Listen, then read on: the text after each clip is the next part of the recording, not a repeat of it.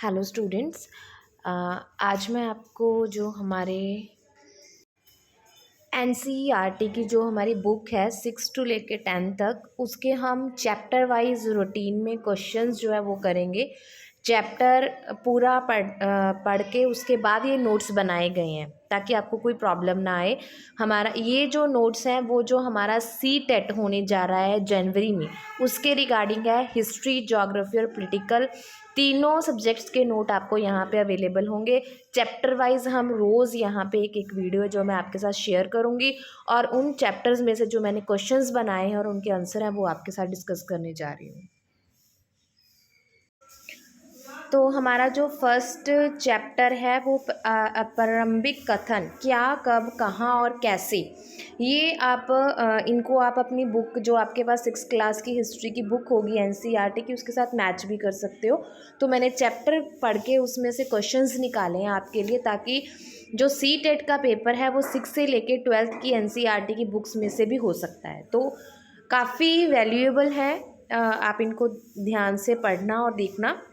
First question है जी, कई लाख वर्ष पहले से लोग किस नदी के तट पर रहे हैं।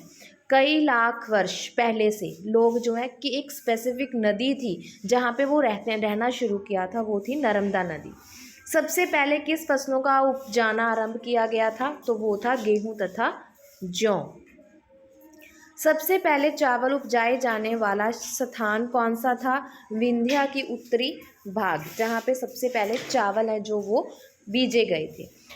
प्राय उपमहाद्वीप किसे कहा जाता है, तो वो दक्षिण एशिया के एरिया को कहा जाता है उपमहाद्वीप। इंडिया शब्द किससे बना है, इंडिया शब्द इंडस से बना है। इंडस को संस्कृति में क्या कहा जाता है, तो इंडस को संस्कृति में सिंधु कहा जाता है। ईरानियों और यूनानियों ने सिंधु को क्या कहा था, हिंदोस अथवा इंदोस। ठीक है, ईरानियों और यूनानियों ने कहा था सिंधु को। हाथ से लिखे गई पुस्तकें क्या कहलाती हैं, पांडुलिपि। ठीक है, जिसको हमें इंग्लिश में मैन्यूस्क्रिप्ट कहते हैं। उस समय पांडुलिपियाँ किस से तैयार की जाती थी, ताड़ पत्रों से तैयार की जाती थी। पांडुलिपियाँ मतलब जो हाथ से लिखी जाती थी, उनको किस से तैयार किया जाता था, लिखने के लिए कुछ चाहिए ना, तो वो ताड़ पत्थर थे। आगे यदि ताड़ पत्थर क्या थे, पता था मुझे कि आपके माइंड में ये क्वेश्चन आएगा कि ताड़ पत्थर क्या होते हैं। तो हिमालय क्षेत्र में उगने वाले बुर्ज नामक पेड़ की छाल है जो, उससे तैयार किए गए भोजपत्रों को कहते थे, जिस पर उस टाइम में हाथ से कुछ लिखा जाता था। और तो इन भोजपत्रों पे जो लिखा जाता था उनको ताड़पत्तर बोला जाता था। हिमालय क्षेत्र में उगने वाला ये पेड़ है जिसका नाम है बुर्ज। इसकी छाल को काटकर भोजपत्तर तैयार करते थे। उस समय आम लोगों में प्रयोग किए जाने वाली भाषा कौन सी थी, जो आम लोग आपस में बातचीत के लिए प्रयोग करते थे, वो थी प्राकृत लिपि।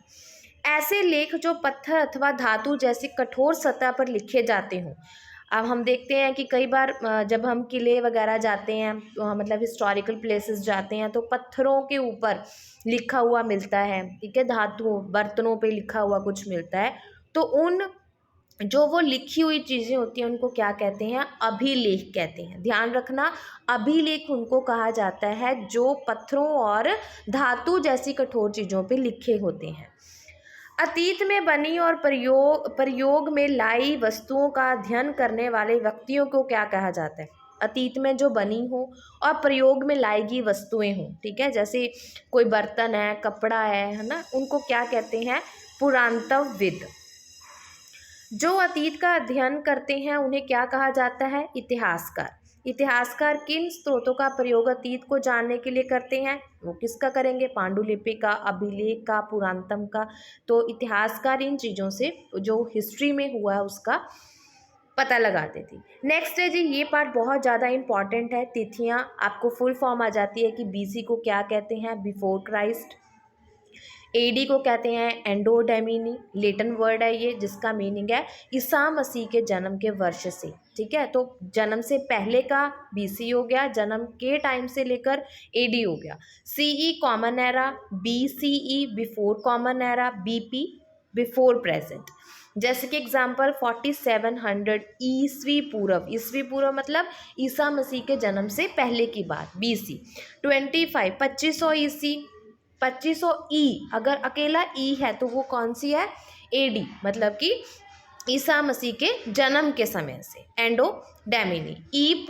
ईस्वी पूर्व आएगा तो before BC, sorry before Christ है, अगर अकेली ई आती है तो एडी है। तो ये आपको जो फुल फॉर्म्स हैं ये आपको याद करनी होंगी और ध्यान से। बीसी ईसा मसीह के जन्म से पहले, एडी एंडो डैमिनी, ये क्वेश्चन आया था सीटेट के एग्जाम में कि एडी की फुल फॉर्म क्या है, तो एनो डैमिनी है। लेटन वर्ड है, ये भी पूछ सकते हैं कि ये कौन सा वर्ड है, ये लेटन वर्ड है, तो आप इसको ध्यान से याद कीजिएगा। नर्मदा नदी आखेट और संग्रह के लिए यूज़ की जाती थी। गौरव पहाड़ियाँ जहाँ पे आरंभिक खेती की जाने लगी। सिंधु तथा सहायक नदियाँ जहाँ पे 2500 वर्ष पहले के नगर मिले हैं। मगध पहला बड़ा राज्य, आपको पूछा जा सकता है कि पहला हिस्ट्री में पहला बड़ा राज्य कौन सा है, मगध। गंगा घाटी प्रथम नगर है, प्रथम नगर कौन सा है, गंगा घाटी। कृषि का आरंभ कब हुआ था, 8000 वर्ष पहले हुआ था, 8000 वर्ष पहले। सिंधु घाटी सभ्यता के प्रथम नगर जो हैं वो कब बने थे, 4700 वर्ष पहले बने थे। गंगा घाटी का बड़ा राज्य कौन सा है, गंगा घाटी का जो सबसे बड़ा राज्य है वो कौन सा है, मगध राज्य। वर्तमान किसको कहते हैं, लगभग 2000 वर्ष पहले से हम वर्तमान को मानते हैं कि 2000 वर्ष पहले से जो भी काम अब तक होते आ रहे हैं वो क्या है, वर्तमान में है।